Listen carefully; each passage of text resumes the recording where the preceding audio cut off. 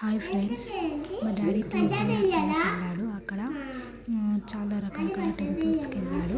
అక్కడ నుంచి వచ్చిన ప్రసాదాలు ఒకటి వచ్చేసి కేరళలోని తిరువనంతపురం నుంచి వచ్చింది.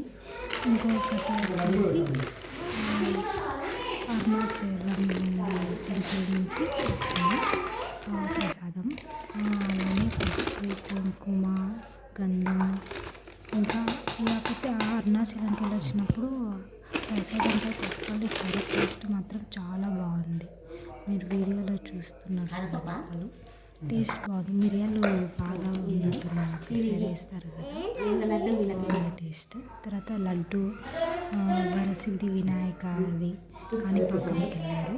అక్కడ తర్వాత వేపస్పు కేరళలో వేపస్పు పోతుంది.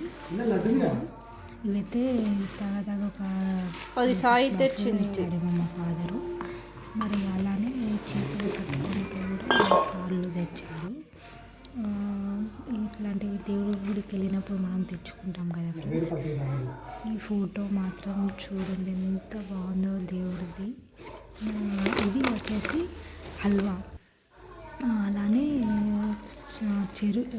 షుగర్ది ప్రసాదం హల్వాతో పాటు. ఇది సన్నగా ఉంది షుగర్, మన సైడ్ లాగా లడ్డు ఉన్నట్టు లేదు. గంధం ఇవన్నీ తీర్థయాత్రలకైనా ప్రసాదాలు ఫ్రెండ్స్. మళ్ళీ అలానే బొట్టు, కుంకుమ, మళ్ళా ప్రతి దేవుడి కాడికి వెళ్ళిన విభూతి